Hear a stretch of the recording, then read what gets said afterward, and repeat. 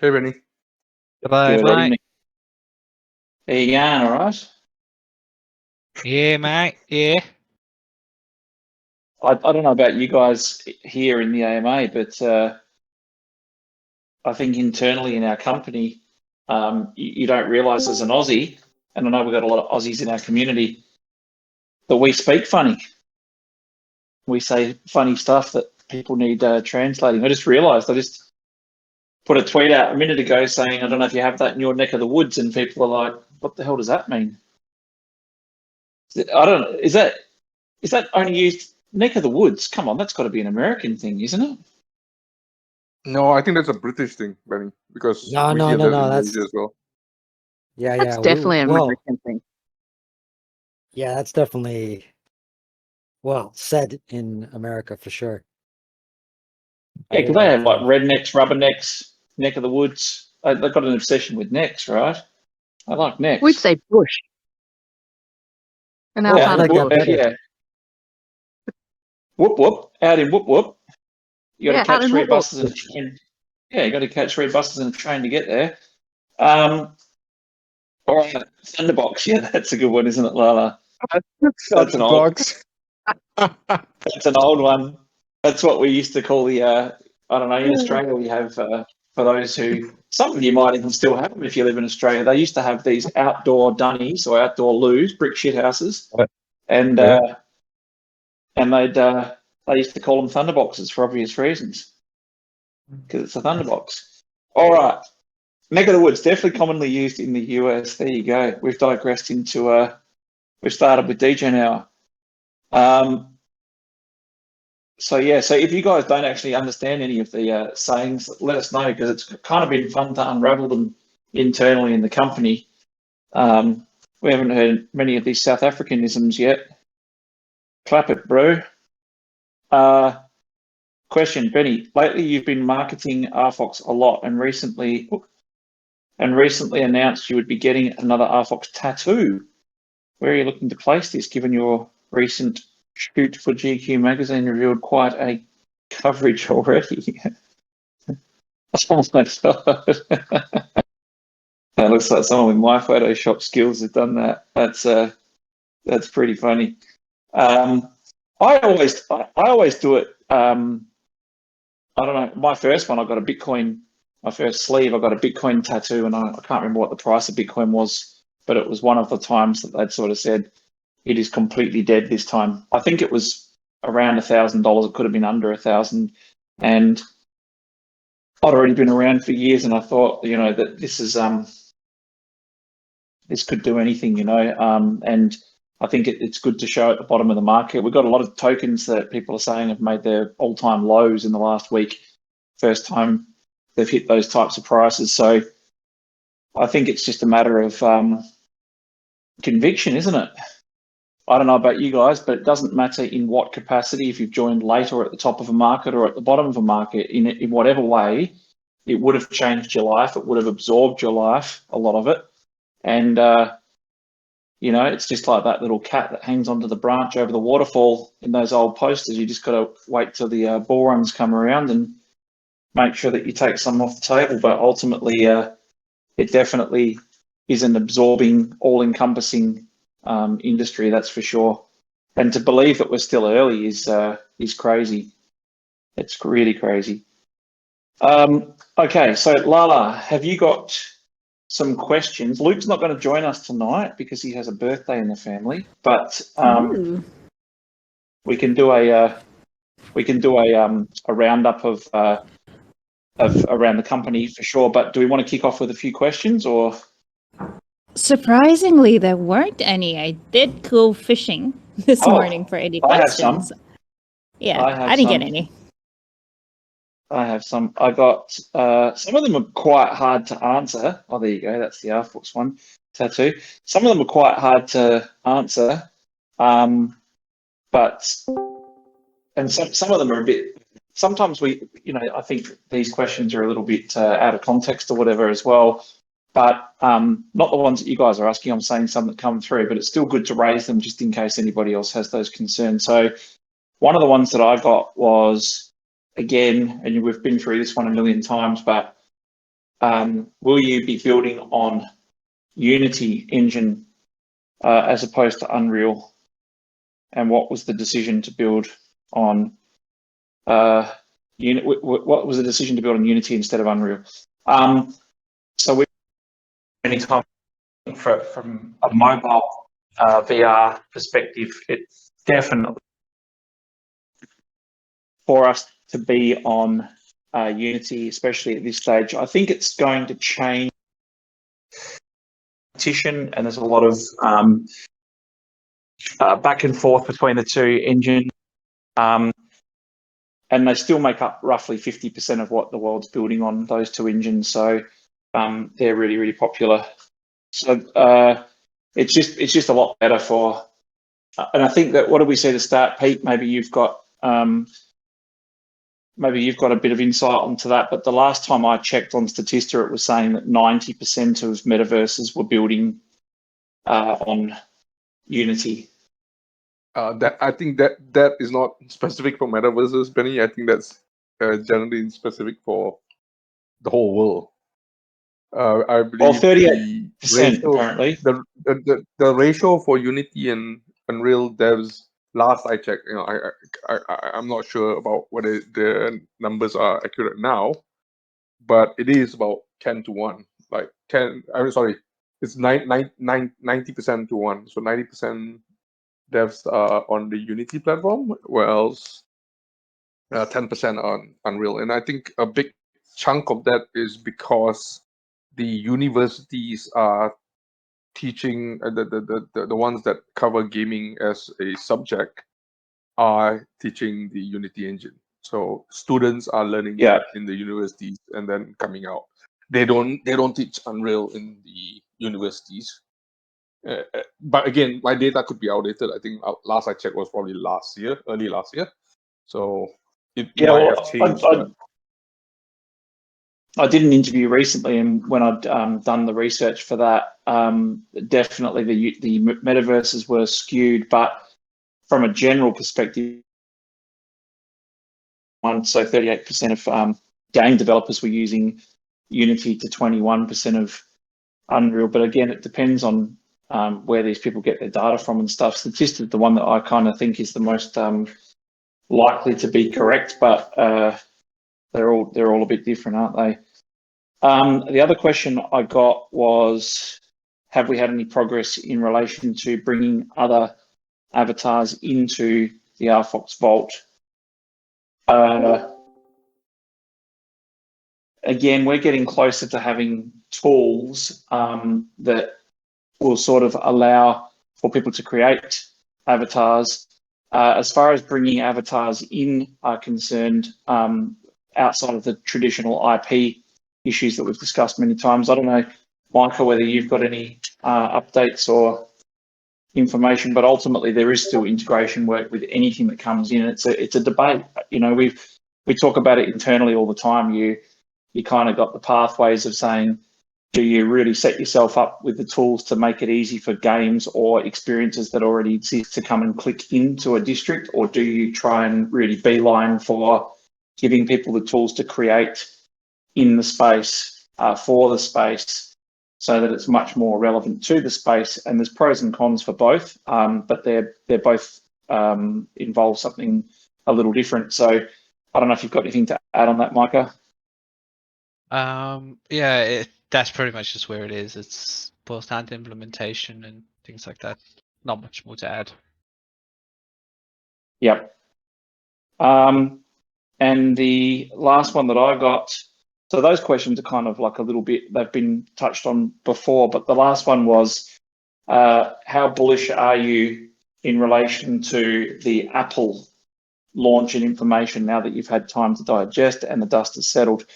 I think it's massive, because these companies that are spending this much money on developing headsets, it's huge. Our opportunities really lie on the AI side as well. We've got the opportunity to really push and forge forward and potentially work with some really good partners and companies to really enhance those offerings. And if you remember back to when we first started, we always said the that we would build multiple applications and tools for the 4 fastest growing sectors of the internet economy, and then we'd combine them into a platform. The view was always to make it that you had the tools to be able to create whatever you want, and AI enhancements have meant that it's just going to make it mental as far as what's at your fingertips. And we make no bones about that, because one of the questions I get asked the most is, are you guys really going to continue to focus on AI? Absolutely. We think it's a huge and an integral part of what we're doing, and yeah, more to follow on that. Well, there you go. Evan Gecko's written an essay. That's a pretty long That's essay. just South African saying she can skip that. Now, in Luke's absence, and I don't know if Red Pill's here.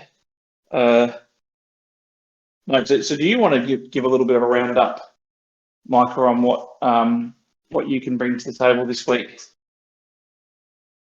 Well, this week we had our first of a new series of bi-weekly meetings with the district owners. So that's basically, we ran them through the new shop owners portal. Where, well, not shop owner, district owners portal, where they can customize their districts and how they can assign collaborators to be able to do that with permissions and things. So that was something we've started, which will be bi-weekly moving forward. We're also preparing for our next PI planning. So all the features and things that you guys have been reporting on Canny and stuff like that, it's where we review those, and we start planning the order and priority of those for the next implementation for the next quarter. So we've been gathering all of that information and obviously aligning and prioritizing that with our own internal plans and roadmap. And then we got a final or a stable build that implements some of the new features for the token gating and things like that for apartments and citizens. That's so close to being ready. We should be testing that this week, and hopefully, if everything goes well, that will be able to go public. Things there on that. Thank you for that summary. Is one of the questions that I did get last week that I didn't answer, which apologies, I didn't actually see it. There's a lot of clutter in Discord, as we know. Was, will you be sharing more information on what is done during PI planning sessions? I think we're sort of happy to sort of run through every week the progress and what we're up to. I think the question's more based on the fact that some people might not know what that means.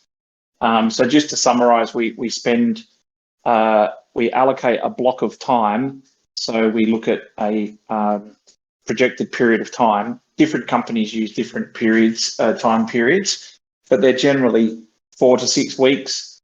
And some of them are 8+. I think, Pete, you've probably been involved in some that are a little bit longer, but ultimately what happens is you come together and you all decide what are the key elements that you'll be working on over that next period. Now, with a platform like ours, as you can imagine, there's always lots of stuff going on, and it's very easy to sort of, work with 5 tabs open and sort of drift between things. So what we do is we try and get laser focused and say, right, in this PI, we'll deliver the citizens and we'll get apartment lobbies, and we'll do, so you'll choose 5 or 6 things that you're focused on and really try and push those through to delivery point, or at least make staunch progress if it's a bigger piece of work. So it's short cycles to deliver what it is that we're trying to deliver. So we're about to go into another one now. So when we mention PI, that's what we're talking about. We're talking about those sessions. Anything you want to add to that, Pete or Micah, on how that?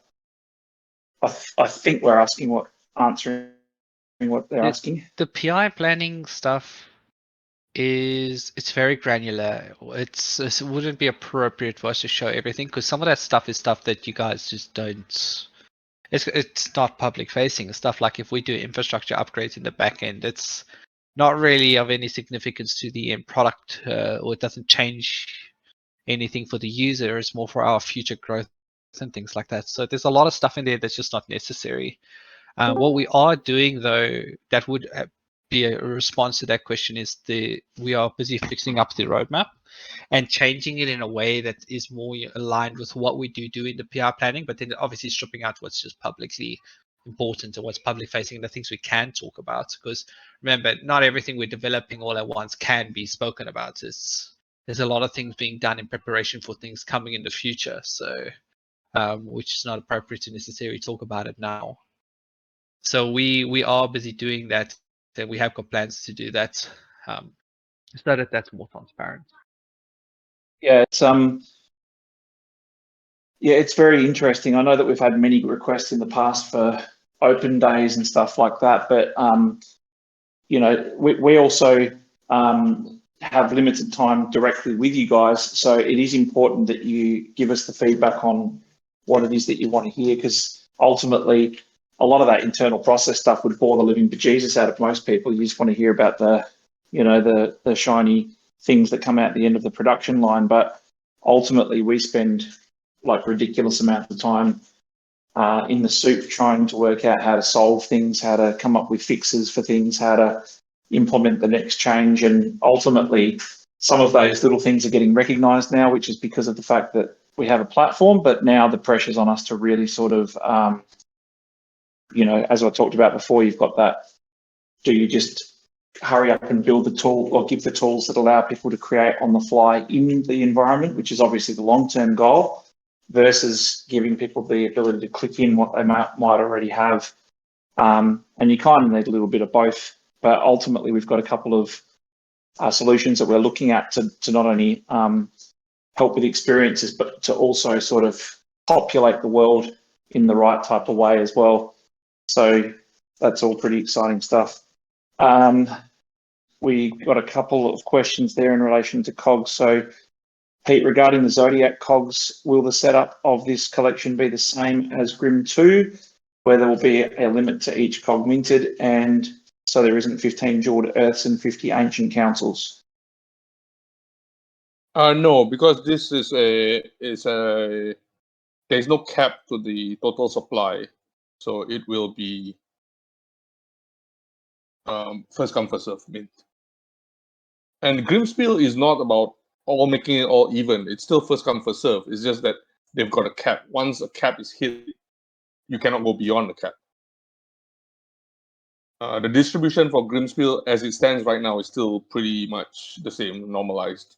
Some of them have way more mints than the rest of them. I can share the normalized data if anyone wants to see it, but you can check it on the templates in themselves. Some templates have 40 mints, some templates has 20 mints as of right now, because we haven't minted out yet. Yeah. Well, LaLa mentioned that there would be 3,000 packs per astrology sign. What happens if all those packs don't get minted? Do they roll over into the next month and people will be able to buy, redeem both current and previous packs? Or is there another plan in place? No, so I've answered that. The 3,000 packs maximum is just something that we think wouldn't be hit. It's a lot and it's enough for the whole community because it's a small set. It's only 20 pieces, right? So whatever number is minted off, that's the total supply for now. This set is going to go on basically perpetual, right? So then the next time Cancer comes in next year in 2024, we just continue where we left off. This is a perpetual set. And then another one, I'll hand this to you as well. Good day, Benny. Question: what is the reasoning behind changing the KOGs tube of the year? It went from 3-day claim to a 1-month sale for each pack. Also, how does this benefit existing users who plan to claim with crafting materials instead of USD purchase, since there's only 3,000? Yeah, I think that was a misconception. It's not a treat. There's no. We've always planned for it to be the whole month, because the Zodiac time frame is usually about a month, right? 29 days to 30 days. So what we're doing is the sale starts first for the first 3 days of the the zodiac sign duration, and then after the first 3 days, we open up crafting for the rest of the duration. So it's just that if you want to purchase the packs, then you could purchase them earlier. And then after that, we open it up for crafting. And this would be the same for every single zodiac sign. So after Cancer is going to be Leo, followed by Virgo, followed by Sagittarius, I think. I forgot the whole sequence, but yeah, it's every month you're going to be getting a new zodiac sign for the rest of the year, or perpetually, I guess. Thank you very much. Hopefully that answers And the question. this one's a really good one because it's very topical at the moment. It states or asks, will there be a roll-up or a place that we can refer to for full lore, as we are soon to get our CitiXens? And what will be the ongoing plan? Will there be any integration with AI? I'm not sure whether they mean integration with AI to do with the law or to do with the CitiXens. So I'll just, again, wording can be misconstrued. So I will try and I just blanket answer that. We're looking at options, yes, for being able to, how do I say that without saying it, Micah? We're looking at introducing, so yes, we're looking at AI integration. We've sort of hinted at that before, but we would like that AI integration, especially in the case of CitiXens, to be law-based or law-related for sure and certain.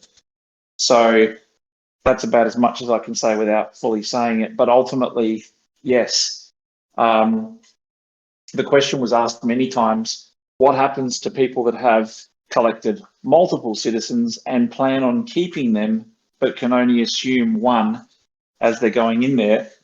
So those types of things would potentially open up the ability for people to utilize those. So I'm sure you're reading between the lines. I mean, that's about as much as I can say without saying it. And sometimes I think I'm too obvious or too much info, but I know that being on the other side of the fence, that it's not as obvious as it sounds if you don't have the context. But stay tuned. That's something that we're working on deeply. And yeah, so in relation to a roll-up of the law, LaLa, I think, has pushed out in bites many times, but I did actually float around the idea of having limited numbers of like a law book or something together. So there's plenty of things that we can consider there. But I think that the law will become much more interesting to people once they've got their CitiXens, because it's kind of like a backdrop. And I've trolled through and had a look at a lot of the other metaverses, because the other thing we get asked is, do we look at the other ones? Of course.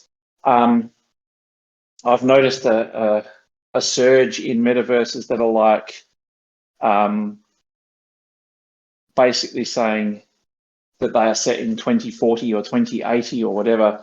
If you remember back, the reason that we decided not to do that is because we got a proper, really good law writer to help and guide a bit. And like they were saying, how do you go if your metaverse is set in 2080, for example, and you've got a land sale or a pack sale, or someone starts up a business or a company in the metaverse and goes, this Wednesday, the 15th of August, 2023, it just doesn't line up. It doesn't match up. It just, it's very difficult. And the second thing that we did just in relation to that was we made sure that we listened to people that knew what they were talking about. And they sort of said, if you really want this to be a user-driven and character-driven from this point forwards, you shouldn't be writing what happens next. You should be writing what has happened up until this point, and then the people that are actually assuming the roles or the identities of those characters should be the ones that are writing what happens next.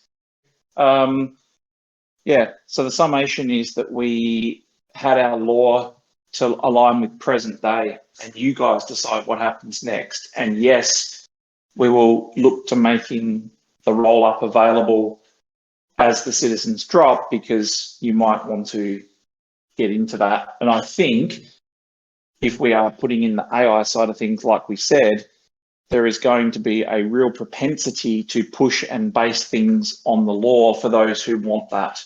For those who don't want to and you just want to walk around and play beer pong and all the rest of it, then that's all well and good. You can still do that. It's all up to you.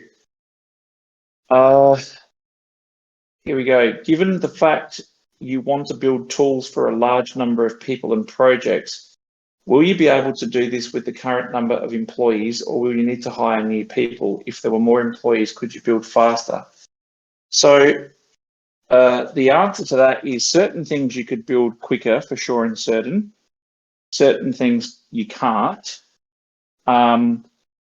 We've got a much bigger staff size than the majority of projects. But when you say build the tools for a large number of people and projects, it's more that we would build a base offering of tools through APIs and SDKs that a large group of people and projects can use.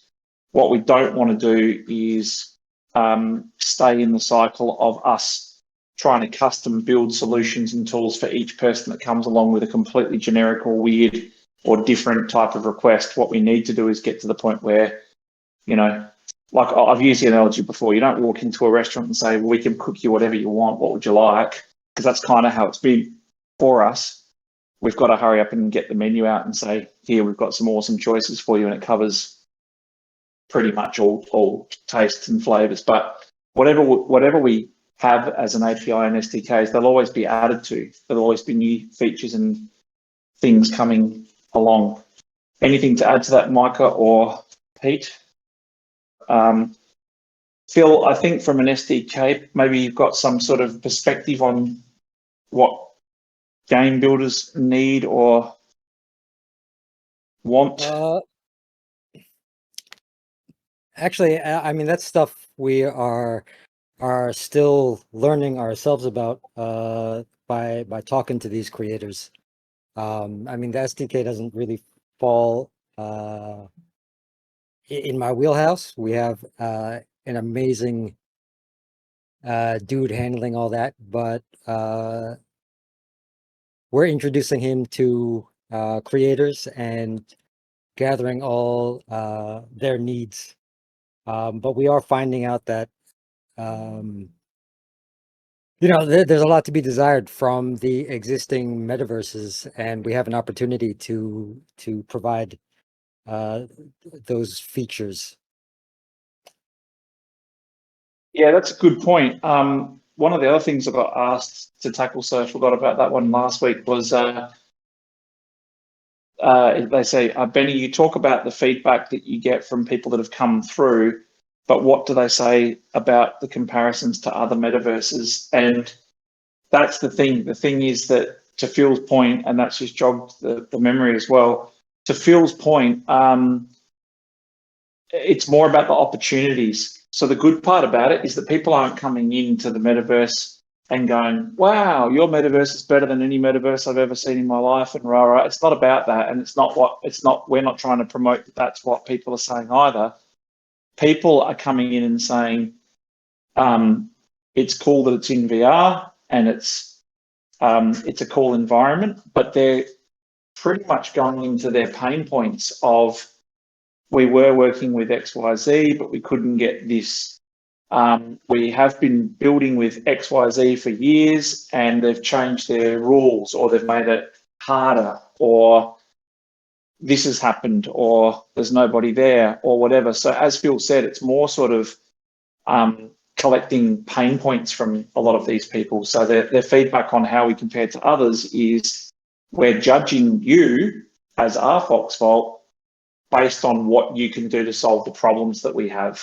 So that's kind of it's a good situation, but it's also we're not going to be immune to that as well, because a lot of these people are looking around to a lot of different places, and most of the ones that we're speaking to now that are serious are migrating from another metaverse and potentially looking at us as an option. And I think between Phil, Micah, Pete, and myself, we can probably name a fair few that are sort of just waiting in the wings for us to complete these tools so that they can actually click in and come across. So that's exciting, but it's also very daunting as well, because we understand there's a logical progression and order to things. And in the past, we might have tried to hurry to get people in, but now we're kind of saying you have to wait 3 PIs or 4 PIs or however long it's going to take for us to get to that piece. I just want to add that it's a constant evolution, right? So we can't work on 1,000 things at the same time. So everything has to go into a planning process, and we will decide what each feature and when they get built up. I think that's the good point. The good point is that we used to let the requests from the potential partners and users dictate the order of things, whereas now we sort of say you just have to wait because we already have an order and a flow to things. Obviously, if there's an amazing opportunity that comes along, we'd look at how we can accommodate, but ultimately we're pretty fixed on our tracks at the moment, so it's a matter of saying wait. Hi, all COGs Quest. Is this to be considered a showcase, or will there be connectivity contributing version 1.0? What's the intended timeline? Who wants to take that one? Yeah, that's mine. I mean, obviously it's both, right? So it's a showcase in that it could be a model that other projects could use, but we also expect revenue from it, and we are in the final stages of testing the production version.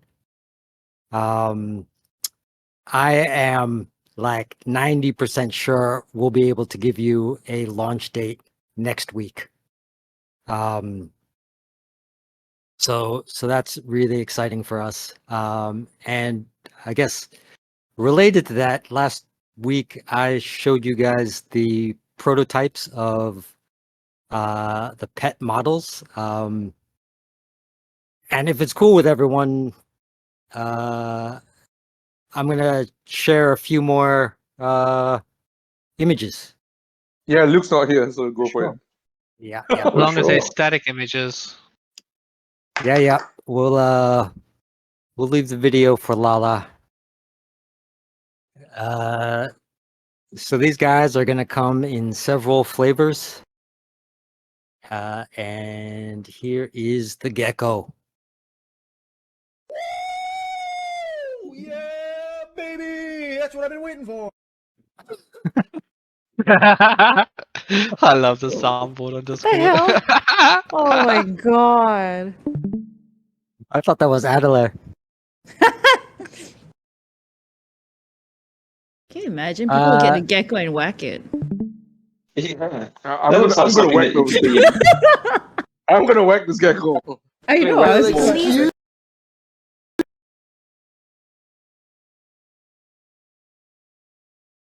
on this in the coming weeks. And then even having that's good. I think that's going to be cool. There's so much stuff coming, most of which you know about, but I think the magnitude of it all clicking together at the same time and stuff makes it much more real, because at the moment we've kind of got a showcase that you can walk around in and have a look at, but now it's going to start becoming, you've got your own avatar that's collection based, and then you've got all of this type of stuff coming out, and you're going to start seeing all of the intersections of COGs and CitiXens and the world, and this is what we've been doing for 5 years, so it's kind of cool to have it all come together. Even having a digital book consolidating the lore would be good. I think that one at the very minimum is going to be easy to do. I think in my mind, and this is just me speaking, in my mind, I think it will be cool if we can have a physical book as well, even if it is limited in numbers. I think from an old school perspective of having that, delivered and in a box. Sure. Yeah, having it in a box and delivered. Like, I want to be able to read it to my kid and show him and have him then say, you imagine rewind the clock to when we were kids and your parents read you a book or something and you learn about the characters in the book, and then you can put a headset on and jump in there and actually meet them and be them and see them and stuff like that. It's pretty freaking cool to have a world explained to you and then be able to access it. Still more about the KOGs.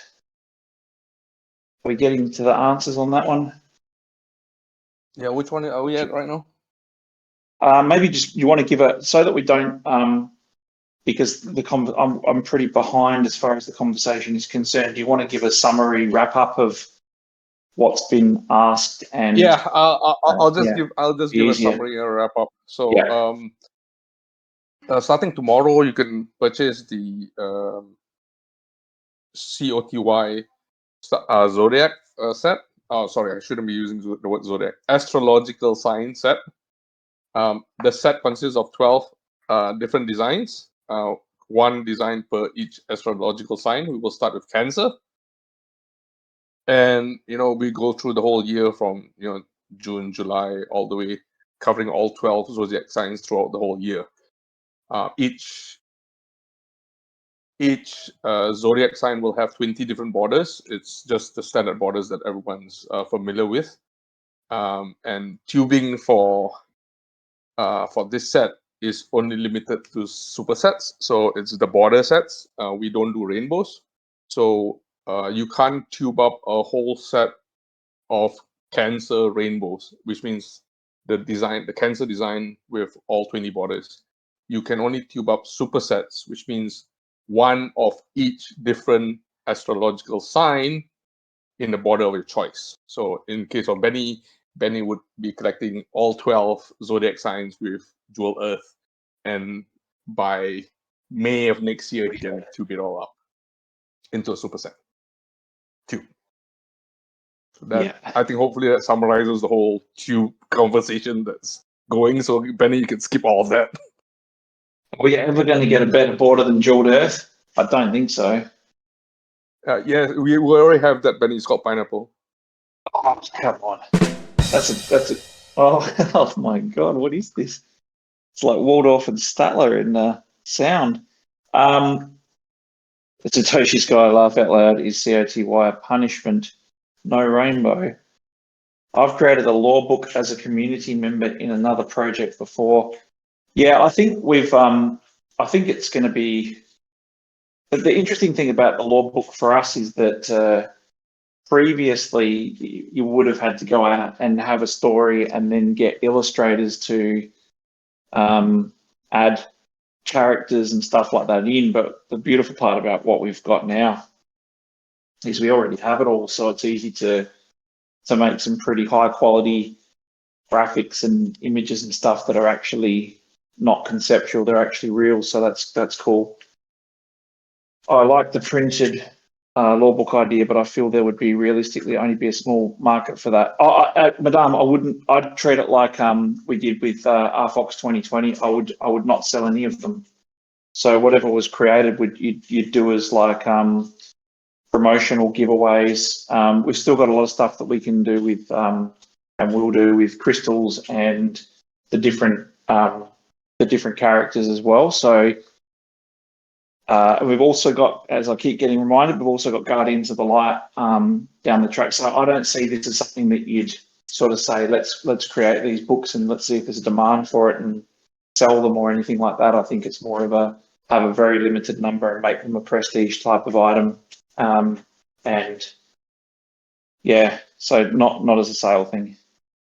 But having a digital lore book allows new users to be immersed into the CitiXens world immediately. I think that the digital book, I don't think young Joe's here, Red Pill, but I think something like that, Pete, you would know, or Micah, I think it wouldn't be difficult to attach that to a accessible file on an NFT, right? Yeah, it's doable. Yeah, pretty easy. Yeah. So, and what do I mean by that? Red Pill's already talked about the fact that you would be able to, some people have sort of said, oh, my CitiXen has glasses, but because they have a certain helmet type, I can't see that. So we've talked about the accessibility to, because you obviously got pants coming, haven't you? Or most of them, or loincloths and shoes and stuff like that. So it's you've got a whole, almost another reveal coming, and you've also got your pods that you came in as well. So I think we've talked about that. Yeah, Penny, I think Satoshi's guy clarified the staking question. He's asking about the Valt apartments or citizen staking. Yeah, so we've tested everything out as far as like whether it works and all the rest of it. What we're doing now is just, it's more about now making sure that we've got the tools turned on and the accessibility so that we can start getting some interest and some revenue through to make it worth distributing. Otherwise, people are going to be locking stuff up for a very, very small amount. So, like I say, I think there'll be a renewed interest in the citizens once they drop and people can understand a little bit about what's behind them. But obviously, when we also go into the next bull market as well, those amounts are obviously going to be a lot larger. But if you have a look at a lot of, I don't know about you guys, but with me, if I'm looking at the NFTs, I've got NFTs I paid 2 and 3 ETH for on certain collections that are worth 0.01 and stuff now. And,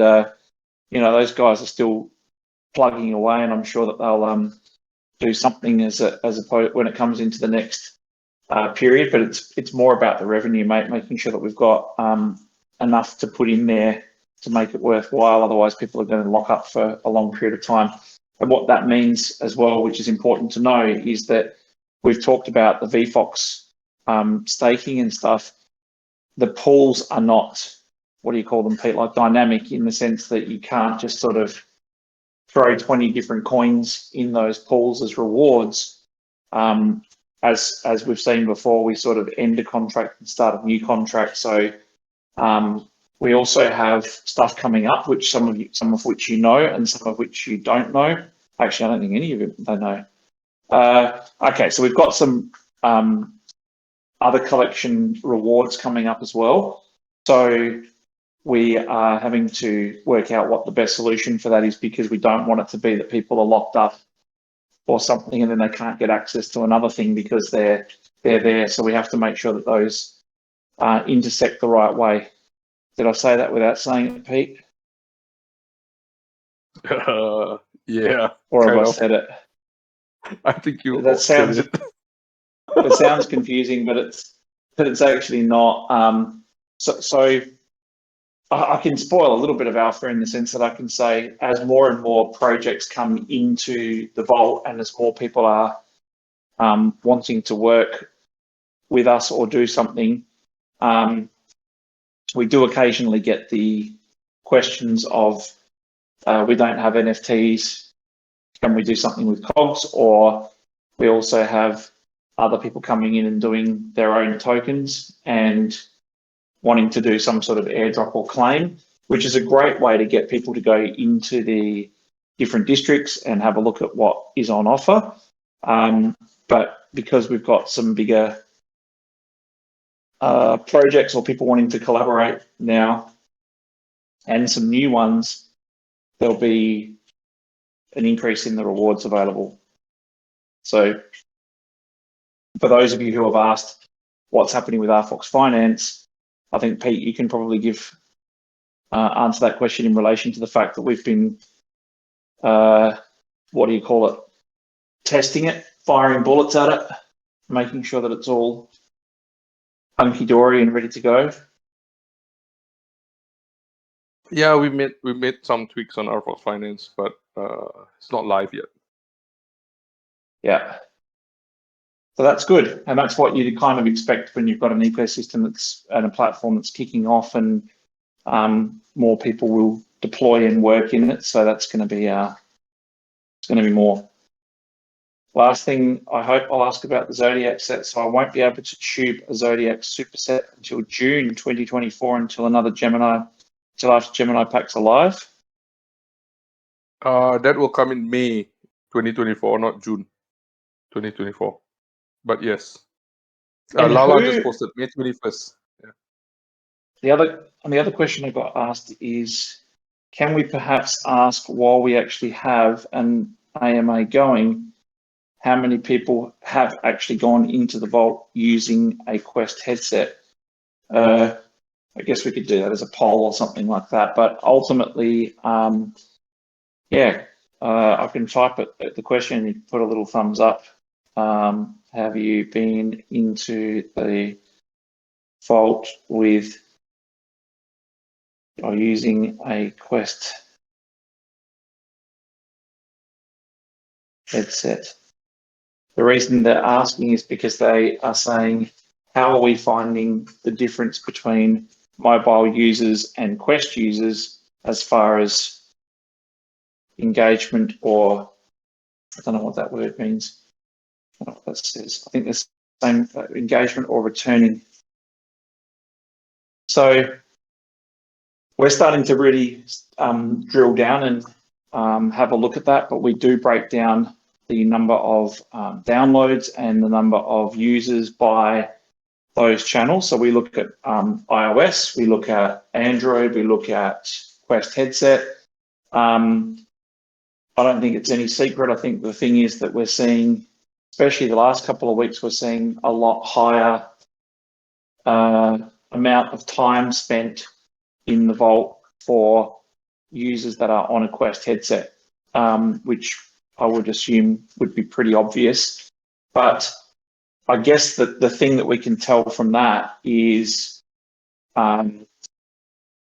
you know, the question that you have, and you always look to prove something right or wrong. And the question that you always have is, without having access to Fear and the arcade at this stage and things that are more game or experience based, would that mean that there's less interest for a person using a mobile device? So I guess that's a good question we can just ask you guys straight out. And I'm sure we have in some capacity before. But for those of you who have been in on both, I would love to hear, and feel free to take the mic or the stage. I would love to hear from you guys, because we don't hear enough from you guys vocally as well, what you see or how you see the difference between the two channels. I assumed that if you were coming in on a mobile or whatever, you would be in there for a lot less time, but you'd be gravitating more towards the social aspect of things because there's less to do at this stage. But I think the arcade's kind of like an anomaly because it's kind of something you can actually hang out and play games, but it's also a social space as well. So I think you will see a lot more of that type of stuff pop up. But very, very, very interested to hear you say that, to hear what you think. Yeah, when I'm at home, I'm on a headset. When I'm driving, I'm on a phone. So I can't bring the headset while I'm driving, obviously. Not unless it's the Apple headset. Even then, I don't think you should be driving. George saying, poor mobile user watching rich VR people having fun with beer pong and chess, etc. Yeah, we did get asked about will we be able to watch what people are doing on a mobile, meaning seeing the VR rooms and stuff. And that's all of course possible. It's just a matter of when. But people will probably go in going more on mobiles if they want to do something quick, and more on their headset if they want a real experience. Sorry, we've got fireworks, so you can hear the banging in the background. Yes, so LaLa, do you have anything that you want to share? Yeah, so basically we are changing our community gathering from Thursdays to Saturdays because we did get a lot of feedback from the community that it's a little bit tough to log into the vault and hang out on a working day. So we'll be doing it Saturday, same time as AMA, which is 9 p.m. GMT plus 8. Feel free to join us this weekend because I believe there will be some new updates pushed out to the public build, and it will be great to get everyone's feedback, and I can walk through the different changes that's happening within the vault. it's always great to get everyone's understanding of how things work, and we're always open to hosting events if any of you guys would like to do, meeting games, mini prizes for your community or friends or anything like that. So yeah, we definitely want to push more people in. It's worked for us tremendously well. I think the last weekend we realized there was a little bit of a interesting glitch inside KOGs Slam VR. We managed to get wrecked on a car. He tried to get on a roof, do a lot of degen stuff, but it's always fun to do that. And I hope we get more people this weekend. So yeah, feel free to join in. LaLa, I might work with you because there's 2 communities that I haven't heard of before that are that had asked if it was easier just to join one of those meetups that we have. Oh, look at that, standing on the roof. Yeah, so maybe as opposed to when I've had a few people come back and sort of say they could host a or can they use a space to do a community-based meetup. But one of them was saying they don't know how many headset users they've got, and do we only do the public things in headset access only areas? So it might be easier for them to just join one of those events. So I'm sure we'd always make them feel welcome if they wanted to do that. So I'll talk to you and pass on some details. For sure. We are more than happy to do headset and mobile. That's what happened in RFOX Valt Slam. My dad was on mobile and she was able to take that photo, I think. So there are a lot of things that we could do creatively, and we can still communicate. It was still pretty fun for everybody to get involved in that. Yeah, for sure.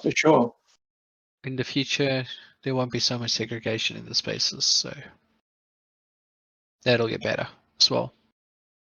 Yeah, and for those of you who have asked why is it that headset users can't access those spaces, mobile users can't access those spaces. So you'll probably give a more technical answer, Micah, but we basically that's why we're building stuff like the SDK, and we're trying to make sure that we've got proper parameters for when people are joining, because otherwise we'll end up with a situation where you're integrating things at a different level. But most importantly, we need to make sure that these spaces and the districts can be maintained individually, right? So we don't want it to be that everybody that clicks in is part of a massive build and you have to wait until the next time we push out an update to have your updates reflected. We need to make sure that you've got the ability to sort of add on the fly. Micah, I don't know if you want to say the same thing in more technical terms. It's just a matter of, at the moment, if we want those spaces to be mobile friendly, we actually have to build them out differently.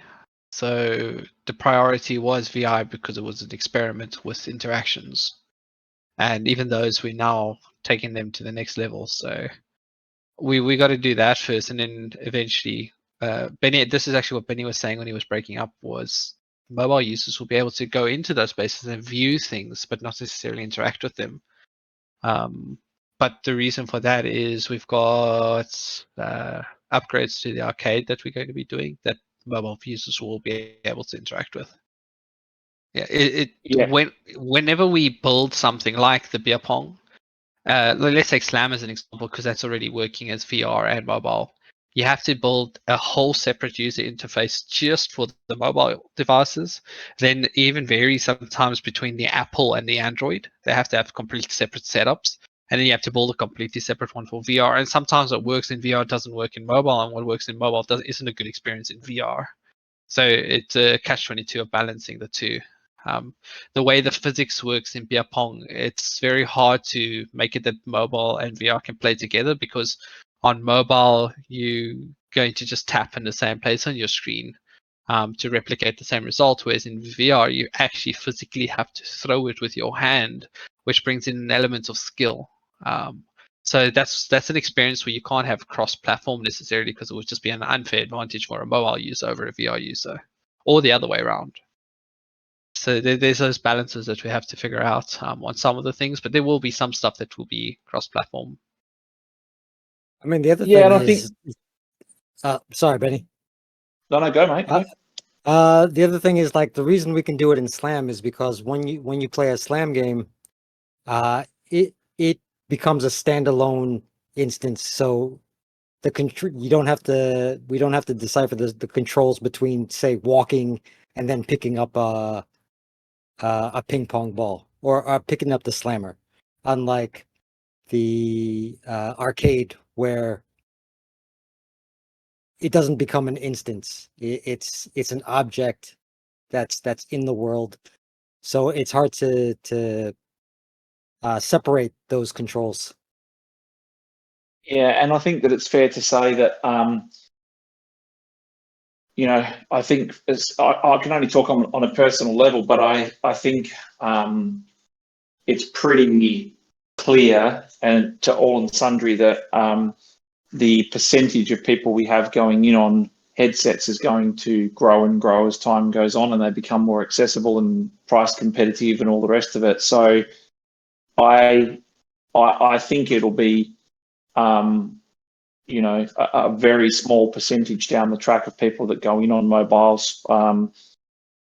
Anyway, I think you'll see that as the experience becomes more and more immersive and those headsets become more accessible, that's the way it'll go for sure and certain. So it is difficult, as Micah said, to maintain the tracks for an iOS build, an Android build, a Quest build.